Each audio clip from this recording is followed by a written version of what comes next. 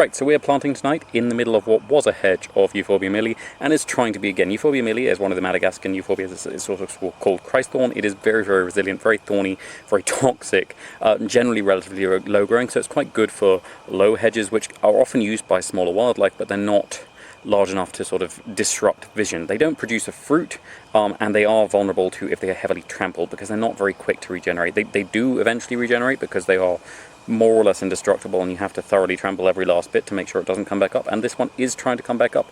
But in order to make sure people don't trample through here again, I'm going to add a little bit of height to this hedge here, so I'm going to be putting in something equally thorny, significantly less toxic, and which does bear an edible fruit. So this is Dovyalis, and I'm not going to say the specific epithet, it will be up on screen, but it just sounds dangerously like a word that people with Afrikaans heritage should not really say, so I'm not going to.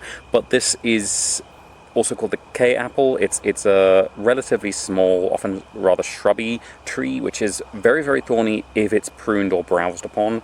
Quite thornless if it's never damaged at all by secateurs or teeth, which is quite interesting, and it produces a very sour, edible fruit, which can be cooked as well as eaten out of the hand. Out of the hand, you do have to have quite a strong palate for sour. It's not getting many companion plants because it's in its toxic and prickly and succulent barrier here, but it is going to get a couple of pieces of Dracaena that I've recycled from where they have presumably been mole-ratted underneath at other plantings, so I've chopped off the dried out bottom parts and I'm replanting them here. So that should be everything for tonight. Thank you very much for watching. I hope you have enjoyed it, and if you haven't enjoyed it, thank you for watching anyway. Please tune in again tomorrow because I will be planting something different.